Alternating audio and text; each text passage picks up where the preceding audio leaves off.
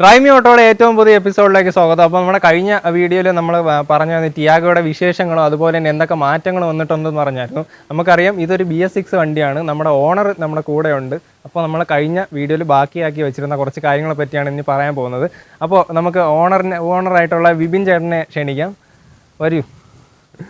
അപ്പോൾ ഇതാണ് നമ്മുടെ വിപിൻ ചേട്ടൻ, പുള്ളിയുടെ വണ്ടിയാണ്.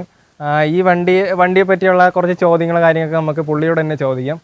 എത്ര കാലമായി ഈ വണ്ടി എടുത്തിട്ട്? ഇതിപ്പോ കഴിഞ്ഞ ഏപ്രിൽ 2020 ഏപ്രിലാണ് ഈ വണ്ടി നമ്മൾ പുറത്തിറക്കിയത്.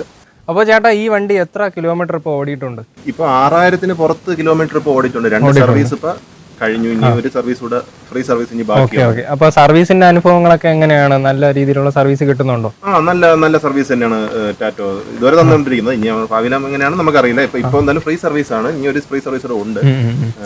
ആകെ ഒരു ബുദ്ധിമുട്ടെന്ന് പറഞ്ഞാൽ ഇപ്പൊ നമ്മളെ തിരുവനന്തപുരം വരെ പോയിട്ടേ ഇതിന്റെ സർവീസ് സെന്ററിൽ എത്താൻ പറ്റുന്ന ഒരു ബുദ്ധിമുട്ട്. ടാറ്റയ്ക്ക് സർവീസിന് കുറച്ച് ഇഷ്യൂസ് ഉണ്ടെന്ന് നമ്മൾ നേരത്തെ പറഞ്ഞായിരുന്നു. വണ്ടി നല്ല ബിൽഡ് ക്വാളിറ്റി ഉള്ള വണ്ടിയാണെങ്കിലും സർവീസിന്റെ കാര്യത്തിനാണ് കുറച്ചൊന്ന് മുന്നോട്ട് നിൽക്കുന്നത്. അപ്പോൾ സർവീസ് അനുഭവങ്ങളൊക്കെ നോക്കുമ്പോൾ അങ്ങനെയാണ് നമുക്ക് അറിയാൻ കഴിഞ്ഞത്. സർവീസ് നല്ല സർവീസ് തന്നെയാണ്. പക്ഷേ നമുക്ക് മാരുതിയെ പോലെ എല്ലായിടത്തും അവൈലബിൾ ആയിട്ടുള്ള സർവീസ് സെന്ററുകൾ ഇല്ലാത്തത് ഒരു ബുദ്ധിമുട്ടായിട്ട് ഫീൽ ചെയ്യുന്നുണ്ട്. ആദ്യമായിട്ടാണ് ഞാൻ ടാറ്റയുടെ വണ്ടി ഉപയോഗിക്കുന്നത്. ആ ഒരു ബുദ്ധിമുട്ട് ഞാൻ ഫീൽ ചെയ്യുന്നുണ്ട്. അപ്പോൾ ടിയാഗോയുടെ മൈലേജിനെ പറ്റിയാണ് എനിക്ക് അറിയാനുള്ളത്. കാരണം അത് വ്യക്തമായിട്ട് പറയുന്നത് വെച്ചാൽ ഈ ഹാഷ് ബാക്ക് സെക്ഷനിലുള്ള മറ്റ് കമ്പനിയിലുള്ള വണ്ടികളിൽ ഇത്രയും കമ്പനി പറയുന്ന മൈലേജ് കിട്ടുന്നില്ല എന്ന് ഒരു അറിവ് കിട്ടിയായിരുന്നു. അപ്പോൾ ഇതിന്റെ മൈലേജ് എങ്ങനെ ചേട്ടന് തോന്നി? ഇതിന് കമ്പനി പറയുന്നത് ഒരു 20 അടുപ്പിച്ച് മൈലേജാണ് പറയുന്നത്. ഞാൻ ഹൈവേയിൽ AC ഇട്ട് ഓടിച്ചപ്പോൾ എനിക്ക് 18-നും 19-നും ഇടയ്ക്ക് മൈലേജ്. ഇപ്പൊ 2 സർവീസ് കഴിഞ്ഞതേ ഉള്ളൂ വണ്ടിക്ക്. 18-നും 19-നും ഇടയ്ക്ക് AC ഇട്ടപ്പോൾ കിട്ടുന്നുണ്ട്. മൈലേജ് ആയിട്ട് ഞാൻ വളരെ സാറ്റിസ്ഫൈഡ് ആണ്. കമ്പനി പറയുന്നതിന് അടുപ്പിച്ച് തന്നെ മൈലേജ് എനിക്ക് കിട്ടുന്നുണ്ട്. വേറെ ബുദ്ധിമുട്ടുള്ളതൊന്നും മൈലേജിനെ സംബന്ധിച്ച് എനിക്ക് പറയാനില്ല. ശരി. പിന്നെ അറിയാനുള്ളത് BS4 ടിയാഗോ യൂസ് ചെയ്ത കുറച്ച് ആളുകൾ പറഞ്ഞു എഞ്ചിൻ നോയിസ് കുറച്ച് അകത്ത് കയറുന്നുണ്ടെന്നാണ്. അപ്പോൾ എന്തായാലും ആ കംപ്ലൈന്റ് വ്യാപകമായിട്ട് പോയിട്ടുണ്ടായിരിക്കും. ഇപ്പോൾ BS6 വന്നപ്പോൾ അങ്ങനെ എന്തെങ്കിലും ഇഷ്യൂസ് തോന്നിയായിരുന്നു? അകത്തേക്ക് ഈ ഇൻസുലേഷൻ കഴിഞ്ഞ് അകത്തേക്ക് എന്തെങ്കിലും സൗണ്ടോ അങ്ങനെ വല്ലോ? ഞാൻ പറഞ്ഞ പോലെ ഞാൻ ആദ്യമായിട്ടാണ് ടാറ്റയുടെ വണ്ടി യൂസ് ചെയ്യുന്നത്. BS4 വണ്ടി ഞാൻ ഇതുവരെ യൂസ് ചെയ്തിട്ടില്ല. ഞാൻ വിശ്വസിക്കുന്നത് എല്ലാ വണ്ടിക്കും അതിന്റെ സൗണ്ടിന്റെ ഒരു അല്പഭാഗം ഉള്ളിലോട്ട് കയറുമെന്ന് തന്നെയാണ് ഞാൻ വിശ്വസിക്കുന്നത്.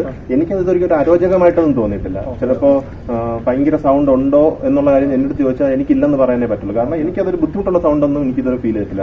ക്യാബിനകത്തിരുന്നിട്ട് എനിക്ക് അങ്ങനെ ബുദ്ധിമുട്ടുണ്ട്. അതെ, ഇതിപ്പോ ഒരു 3 സിലിണ്ടർ വണ്ടിയാണെന്നൊക്കെ നമുക്കറിയാലോ. അപ്പം അങ്ങനെ അരോചകമായിട്ടും ഒന്നും തോന്നിയില്ല. അത് ഓരോ ആൾക്കാർക്കും വേറെ വേറെ ടേസ്റ്റുകളായിരിക്കും. എന്നെ സംബന്ധിച്ചപ്പോൾ അതൊരു ബുദ്ധിമുട്ട് എനിക്ക് തോന്നിയിട്ടില്ല. പക്ഷേ ചിലപ്പോൾ തോന്നിയിട്ടുണ്ടാവും. അതായിരിക്കും അവരങ്ങനെ നെഗറ്റീവായിട്ട് പറഞ്ഞത്. പക്ഷേ എനിക്കത് നെഗറ്റീവായിട്ട് ഇതുവരെയും തോന്നിയിട്ടില്ല. അപ്പോൾ നമുക്ക് യൂസ് ചെയ്യാൻ നേരത്തെ അങ്ങനെ ഒന്നും ബുദ്ധിമുട്ടുകളായിട്ടൊന്നും തോന്നിയിട്ടില്ലെന്നാണ് ചേട്ടൻ പറഞ്ഞത്. പിന്നെ വണ്ടിക്ക് എന്തെങ്കിലും നെഗറ്റീവ്സ് എടുത്ത് പറയാനായിട്ട് ഉണ്ടോ? ഈ വണ്ടി ഓൺ റോഡ് 591 രൂപയാണ്. 5,91,000 രൂപയ്ക്ക് ഓൺ റോഡ്. ബാക്കിൽ എനിക്ക് റിവേഴ്സ് സെൻസർ കിട്ടുന്നുണ്ട്. ഇത് ബേസിന്റെ തൊട്ട് മുകളിലത്തെ മോഡലാണ്. ബേസ് മോഡലിൽ തൊട്ടുള്ള കാര്യമാണ് ഞാൻ പറയുന്നത്. ബാക്കിൽ 2 സെൻസർ എനിക്ക് ലഭിക്കുന്നുണ്ട്. Front passenger side 2 air bag എനിക്ക് കിട്ടുന്നുണ്ട്. അതുപോലെ തന്നെ സീറ്റ് ബെൽറ്റ് വാണിംഗ് എനിക്ക് ഡ്രൈവർ സൈഡിലും കിട്ടുന്നുണ്ട്, പാസഞ്ചർ സൈഡിലും കിട്ടുന്നുണ്ട്. ഇതെല്ലാം 5,91,000 രൂപയ്ക്ക് കിട്ടുന്ന ഒരു വണ്ടിയുടെ ബേസിക് ഫീച്ചേഴ്സ് ആണ്. അത് ഇൻക്ലൂഡഡ് ആണ്. ABS വിത്ത് EBD കിട്ടുന്നുണ്ട്. ഈ ഒരു പ്രൈസ് റേഞ്ചിൽ ഇത്രയും സൗകര്യമുള്ള ഒരു വാഹനം കിട്ടുമ്പോൾ ഞാൻ വിശ്വസിക്കുന്നത് ഒരു ഓടി വാഹനം എടുത്താൽ പോലും നമുക്ക് അതിലൊരു നെഗറ്റീവ് കണ്ടെത്താൻ സാധിക്കും. ഈ ഒരു പ്രൈസ് റേഞ്ചിൽ ഇത്രയും ഫീച്ചേഴ്സ് തരുന്ന ഒരു വണ്ടിയെ സംബന്ധിച്ചുള്ള എനിക്ക് യാതൊരു നെഗറ്റീവും പറയാനില്ല. ഒരു പക്ഷേ ഉണ്ടാവാം, പക്ഷെ എനിക്ക് ഇത് നെഗറ്റീവിനേക്കാളും മുന്നിട്ട് നിൽക്കുന്ന പോസിറ്റീവ്സ് ആണ്. അതുകൊണ്ട് തന്നെ എനിക്കിതൊരു നെഗറ്റീവ് പറയാനില്ല എന്നുള്ളത് അത് വ്യക്തിപരമായ അഭിപ്രായമാണ്. ഞാൻ പറഞ്ഞല്ലോ, നമ്മളൊരു എത്ര കൂടിയ വണ്ടി എടുത്താൽ പോലും ചിലപ്പോൾ അതിൽ നെഗറ്റീവ് കണ്ടെത്താൻ സാധിച്ചേക്കും. ഞാൻ അത്രത്തോളം ഇതിന് നെഗറ്റീവ് കണ്ടെത്താൻ ശ്രമിക്കുന്ന ഒരാളല്ല. അപ്പോൾ നെഗറ്റീവ്സ് ഒന്നും അങ്ങനെ ഒന്നും ഫീൽ ചെയ്തിട്ടില്ല എന്നാണ് പറയുന്നത്. അപ്പോൾ ഇതിനോടൊപ്പം തന്നെ അതിന്റെ പോസിറ്റീവ്സ് നിങ്ങൾ കേട്ടിട്ടുണ്ടായിരിക്കുമല്ലോ. ഈ ഒരു പ്രൈസ് റേഞ്ചിന് അത്യാവശ്യം നല്ല ഒരുപാട് ഫീച്ചേഴ്സ് ഈ വണ്ടി കിട്ടുന്നുണ്ട്. മോറോവർ ഇതിന് ഏറ്റവും വലിയൊരു ഹൈലൈറ്റ് എന്ന് പറയുന്നത് ഇതിന്റെ സേഫ്റ്റിയും ബിൽഡ് ക്വാളിറ്റിയും തന്നെയാണ്. നല്ല അടിപൊളി ഇരുമ്പ് തന്നെയാണ് ഈ വണ്ടിയിൽ യൂസ് ചെയ്തേക്കുന്നത്. അത് നമ്മൾ പല വീഡിയോസിലും കണ്ടിട്ടുണ്ടായിരുന്നു. ഈ വണ്ടി നല്ല 100-ലൊക്കെ പോയിട്ട് ഇങ്ങനെ വളവിലേക്ക് മറിഞ്ഞൊന്നും അതുപോലെ തന്നെ ഡ്രൈവേഴ്സിനൊന്നും പറ്റിയിട്ടില്ല എന്നൊക്കെ ഉള്ള വീഡിയോ നമ്മൾ നേരത്തെ കേട്ടിട്ടുള്ള അറിവുണ്ടെന്ന് എനിക്ക് തോന്നുന്നു. അപ്പോൾ ഈ വണ്ടിയുടെ കാര്യത്തിൽ സേഫ്റ്റിയുടെ കാര്യത്തിലും ഫീച്ചേഴ്സിന്റെ കാര്യത്തിലും ഒരു കുറവില്ല എന്ന് തന്നെ പറയാം. ടിയാഗോയുടെ സസ്പെൻഷനെ പറ്റി എന്താണ് പറയാനുള്ളത്? അത്യാവശ്യം നല്ല സസ്പെൻഷൻ തന്നെയാണ് വണ്ടിയിലുള്ളത്. ആണല്ലേ. അപ്പോൾ അതുപോലെ തന്നെ അത് റിലേറ്റഡ് ആയിട്ട് നിൽക്കുന്ന ഒരു ചോദ്യം എന്റെ ഗ്രൗണ്ട് ക്ലിയറൻസിനെ പറ്റിയായിട്ടായിരിക്കും. അപ്പോൾ ഈ ഒരു വണ്ടിക്ക് ഗ്രൗണ്ട് ക്ലിയറൻസിനെ പറ്റി പറയുകയാണെങ്കിൽ അത്യാവശ്യം നല്ല ഗ്രൗണ്ട് ക്ലിയറൻസ് ഉണ്ട് എന്ന് തന്നെയാണ് എന്റെ ഒരു അഭിപ്രായം. കാരണം ചില പ്രതലങ്ങൾ ഞാൻ അധികം ഓഫ് റോഡിംഗ് ഒന്നും പോകുന്ന ആളൊന്നും അല്ല, ഈ വണ്ടി ഓഫ് റോഡിങ്ങിന് പറ്റിയ വണ്ടിയാണോ എന്ന് എനിക്കറിയില്ല. പക്ഷേ അത്യാവശ്യം നമ്മൾ റോഡിൽ നിന്നൊക്കെ ഇറങ്ങിയുള്ള ഇടവഴികളിലും ചെറിയ കുഴിയുള്ള സ്ഥലങ്ങളിലൊക്കെ പോകുമ്പോൾ തട്ടുമെന്ന് തോന്നിയിട്ടുള്ള സ്ഥലങ്ങളിലൊന്നും ഇതിന്റെ അടി തട്ടിയിട്ടില്ല. അതുകൊണ്ട് തന്നെ അത്യാവശ്യം നല്ല ഗ്രൗണ്ട് ക്ലിയറൻസ് തന്നെയാണ്. അപ്പോൾ നല്ലൊരു പ്ലാറ്റ്ഫോം തന്നെയാണ് വണ്ടി കൊടുത്തിരിക്കുന്നത്. ആ ഒരു ഫീച്ചർ എന്ന് വെച്ചാൽ ഹൈലൈറ്റ് ചെയ്ത് തന്നെ പറയണം. ചില പ്രതലങ്ങൾ നമ്മൾ വണ്ടി തട്ടുമെന്ന് വിചാരിക്കാറുണ്ട്, പക്ഷെ അത് ആ തട്ടാതെ പോകുന്നത് നമ്മുടെ മാത്രം കഴിവല്ല, ഈ ഒരു വണ്ടിയുടെ കഴിവ് തന്നെയാണെന്ന് നമുക്ക് പറയാം. ടിയാഗോയുടെ വെയിറ്റിനെ പറ്റിയൊക്കെ നമുക്കറിയാലോ, നല്ല വെയിറ്റ് ഉള്ള ഒരു വണ്ടിയാണ്. അപ്പോൾ ഇനി എനിക്ക് ചോദിക്കാനുള്ള, ഈ വണ്ടി ഇത്രയും വെയിറ്റ് ടാറ്റ കമ്പനി നമുക്ക് ടാറ്റ മോട്ടോഴ്സ് ഈ കാറിൽ തരുമ്പോൾ നമുക്കിത് യൂസ് ചെയ്യാൻ നേരത്തെ എന്തെങ്കിലും പവർ ലോസോ അങ്ങനെ എന്തെങ്കിലും തോന്നിയിട്ടുണ്ടോ? തേരി കയറുമ്പോഴോ അങ്ങനെയില്ല? അങ്ങനെയുള്ള ഒന്നും എനിക്ക് ഫീൽ ചെയ്തില്ല. നല്ല പവർ തന്നെയാണ് എനിക്ക് തോന്നിയിട്ടുള്ളത്. ഞാൻ മുമ്പ് ഉപയോഗിച്ചിരുന്ന വണ്ടിയെ അപേക്ഷിച്ച് നല്ല പവർഫുൾ ആയിട്ടുള്ള വണ്ടി എന്ന് തന്നെയാണ് എനിക്ക് ഫീൽ ചെയ്തിട്ടുള്ളത്. അതുപോലെ തന്നെ ഒരുവിധം നമ്മളൊരു ഫോർത്ത് ഗിയറിൽ പോകുന്ന ഒരു പ്രതലത്തിൽ ഒരു അല്പം കയറ്റം വന്നാലും നമുക്ക് ഗിയർ ഡൗൺ ചെയ്യേണ്ട അവസ്ഥയൊന്നും വന്നിട്ടില്ല. ഫോർത്ത് ഗിയറിൽ തന്നെ ഒരുവിധം തെറ്റില്ലാത്ത കയറ്റങ്ങളൊക്കെ കയറുന്നതായിട്ടാണ് എനിക്ക് തോന്നിയിട്ടുള്ളത്. ഫ്രീക്വന്റ് ആയിട്ടുള്ള ഗിയർ ഷിഫ്റ്റിന്റെ ആവശ്യം വരുന്നില്ല എന്നാണ് പറയുന്നത്. ആ വണ്ടിയുടെ എഞ്ചിന്റെ ആ ഒരു റിവർട്രോൺ എഞ്ചിന്റെ ഒരു പവറും അതുപോലെ തന്നെ നല്ല ടോർക്കി ആയിട്ടുള്ള ഒരു സ്വഭാവം ടിയാഗോയ്ക്ക് ഉള്ളതുകൊണ്ട് തന്നെയാണ് അതങ്ങനെ പോകാൻ കഴിയുന്നത്. അപ്പോൾ എനിക്ക് ചേട്ടനോട് അവസാനമായിട്ട് ചോദിക്കാനുള്ളത്, ഇതിപ്പോ ഒരു 6 മാസത്തോളം ഉപയോഗിക്കില്ല, 6000 കിലോമീറ്റർ മുകളിൽ വണ്ടി ഓടിയിട്ടുള്ളത്. അപ്പോൾ ഈ 6 മാസം കൊണ്ട് 6000 കിലോമീറ്റർ ഓടിയപ്പോൾ ഒരു ഓവറോൾ എക്സ്പീരിയൻസ് നമുക്ക് മറ്റുള്ളവർക്ക് എങ്ങനെ പറഞ്ഞു കൊടുക്കാൻ കഴിയും? ഞാൻ പറഞ്ഞല്ലോ, പവറിന്റെ കാര്യമൊക്കെ താങ്കൾ ചോദിച്ചപ്പോഴത്തേക്ക് ഞാൻ അതൊക്കെ പറഞ്ഞു. ബാക്കി സേഫ്റ്റി ഫീച്ചേഴ്സിനെ പറ്റിയൊക്കെ പറഞ്ഞു. ഓവറോൾ വണ്ടിയിൽ ഞാൻ സാറ്റിസ്ഫൈഡ് ആണ്. പിന്നെ അധികം ആർക്കും അറിയാൻ സാധ്യതയില്ലാത്ത ചില കാര്യങ്ങൾ ഈ വണ്ടിയിലുണ്ട്. അത് എനിക്ക് വളരെ യൂസ്ഫുൾ ആയിട്ട് തോന്നിയ ചില കാര്യങ്ങൾ.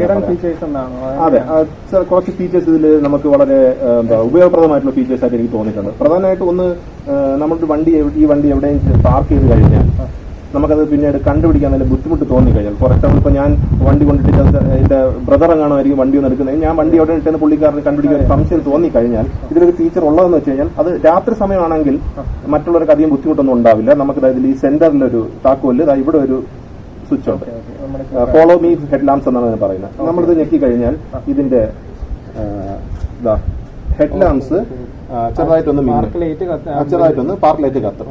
അപ്പോൾ രാത്രി സമയങ്ങളിലാണെങ്കിൽ നമ്മുടെ വണ്ടി ഏകദേശം എവിടെയാണ് നമുക്ക് തിരിച്ചറിയാൻ പറ്റും. മറിച്ച് പകൽ സമയങ്ങളിലാണെങ്കിൽ ഇതിന്റെ ലോക്ക് കീയും അൺലോക്ക് കീയും ഒരുമിച്ച് ഞെക്കിയാൽ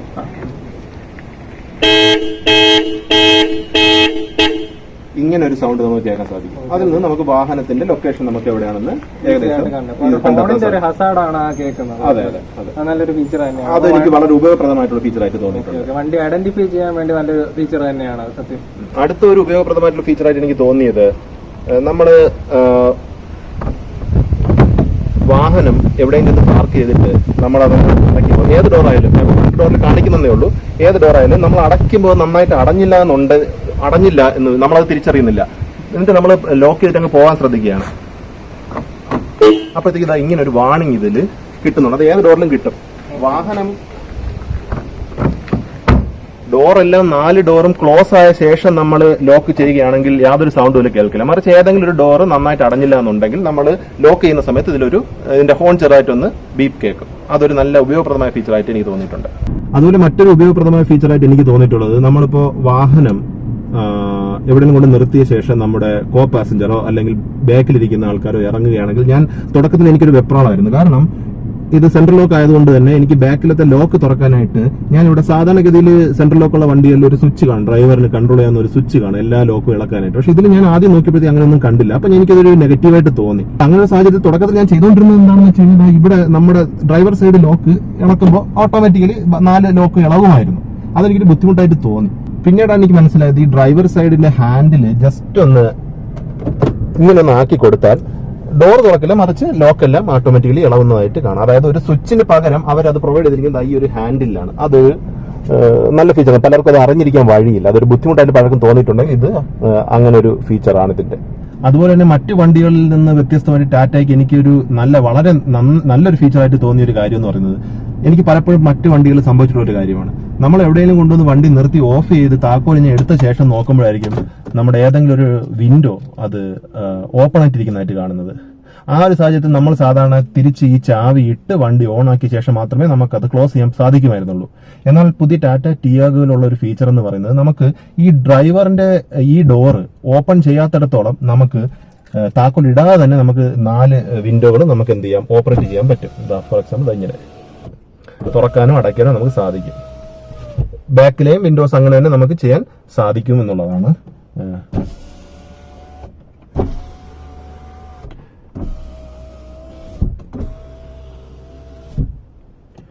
നമ്മൾ ഡ്രൈവറിന്റെ ഡോർ ഓപ്പൺ ചെയ്ത് കഴിഞ്ഞാൽ പിന്നീട് നമുക്ക് വീണ്ടും ചാവി ഇട്ടാലേ പറ്റത്തുള്ളൂ. അതാ ഞാൻ സ്വിച്ച് അമർത്തുന്നുണ്ട്, എന്നാൽ അതിപ്പോ താരയും പൊങ്ങുകയും ചെയ്യുന്നില്ല. ഡ്രൈവറിന്റെ ഡോർ ഓപ്പൺ ചെയ്യുന്നതിന് മുമ്പ് നമുക്ക് അത് കൺട്രോൾ ചെയ്യാൻ പറ്റും. അതൊരു നല്ല ഫീച്ചറായിട്ട് എനിക്ക് തോന്നിയിട്ടുണ്ട്. എനിക്ക് പലപ്പോഴും മറ്റു വണ്ടികളിൽ സംഭവിച്ചിട്ടുള്ളതാണത്. അപ്പോൾ ഇത്രയൊക്കെയാണ് നമ്മുടെ ഓണറിന് പുള്ളിയുടെ വണ്ടിയെ പറ്റി പറയാനുള്ളത്. ഇനി എനിക്ക് പറയാനുള്ള കുറച്ച് കാര്യങ്ങൾ, അതായത് ഞാൻ ഈ വണ്ടി ഓടിച്ചതിന് ശേഷം എനിക്ക് ഫീൽ ചെയ്ത കുറച്ച് കാര്യങ്ങൾ. ആദ്യമായിട്ട് പറയുമ്പോൾ ഞാൻ നേരത്തെ പറഞ്ഞ തന്നെ ഈ വണ്ടിക്ക് നല്ല വെയിറ്റ് വരുന്നുണ്ട്. അതുകൊണ്ട് തന്നെ ഒരു വെയിറ്റ്ലെസ് ഫീൽ വരുന്നില്ല. അതുപോലെ തന്നെ വണ്ടി റൈഡ് ചെയ്യാൻ നേരത്തും കുറച്ച് കർവൊക്കെ എടുക്കാൻ നേരത്ത് വണ്ടിക്ക് നല്ല ഭാരമുള്ളത് കൊണ്ട് തന്നെ കോൺഫിഡൻസ് ലെവലിന് ഒരു കുറവായിട്ട് തോന്നിയതേ ഇല്ല. അതുപോലെ തന്നെ എനിക്ക് പോസിറ്റീവായിട്ടൊരു തോന്നിയ കാര്യം എന്ന് പറയുമ്പോൾ ഇതിന്റെ സീറ്റിംഗ് തന്നെയാണ്. വളരെ മികച്ച ഒരു സീറ്റാണ് കൊടുത്തിരിക്കുന്നത്. സീറ്റിന്റെ ഡിസൈനൊക്കെ മാറി എന്നുള്ള കാര്യം നമ്മൾ നേരത്തെ പറഞ്ഞായിരുന്നു. ഇരിക്കുമ്പോൾ നല്ല രീതിയിലുള്ള തൈ സപ്പോർട്ട് ഈ സീറ്റിന് നൽകാൻ കഴിയുന്നുണ്ട്. പിന്നെ അതുപോലെ ഒരു തോന്നിയൊരു കാര്യം, ഇതൊരു ഹാച്ച് ബാക്ക് വെർഷൻ വണ്ടിയാണെന്ന് ഞാൻ നേരത്തെ പറഞ്ഞായിരുന്നു. അപ്പോൾ ഇതിന്റെ കൂടെ കിടപിടിക്കാൻ ഒരുപാട് വണ്ടികളുണ്ട്. അപ്പോൾ അതുമായിട്ടൊക്കെ ഒന്ന് കമ്പയർ ചെയ്യുമ്പോൾ ഇതിന്റെ ഗിയറിന് ചെറിയൊരു ടൈറ്റ്നെസ്, അതായത് വണ്ടി ഓടിക്കാൻ ബുദ്ധിമുട്ടുണ്ടെന്നൊന്നും അല്ല പറയുന്നത്. ക്ലച്ച് ഫീലൊന്നും മോശമൊന്നും അല്ല, നല്ല ടൈറ്റ് ഫീൽ തന്നെയാണ്. ഗിയറിന് ഒരു ചെറിയ ഒരു ടൈറ്റ് ഫീൽ തോന്നി, അത്രേ ഉള്ളൂ. അപ്പോൾ ഇത്രയാണ് നമ്മുടെ ടിയാഗോയുടെ വിശേഷങ്ങളെ പറ്റി പറയാനുള്ളത്. അപ്പോൾ ഇതിന് മുമ്പ് ഉണ്ടായിരുന്ന ഇതിന്റെ പുതിയ ഫീച്ചേഴ്സ് ചേഞ്ചസിനെ പറ്റിയുള്ള വീഡിയോ ഒക്കെ നിങ്ങൾ കണ്ടുവെന്ന് ഞങ്ങൾ വിശ്വസിക്കുന്നു. അതുപോലെ തന്നെ ഈ ഒരു ഓണർഷിപ്പ് വീഡിയോ നിങ്ങൾക്ക് എന്തായാലും ഉപകാരപ്പെട്ടു എന്ന് തന്നെ വിചാരിക്കുകയാണ്. അപ്പോൾ അടുത്ത വീഡിയോയ്ക്കായിട്ട് നമുക്ക് കാത്തിരിക്കാം. ടീം ഡ്രൈമി auto signing off. Thank U.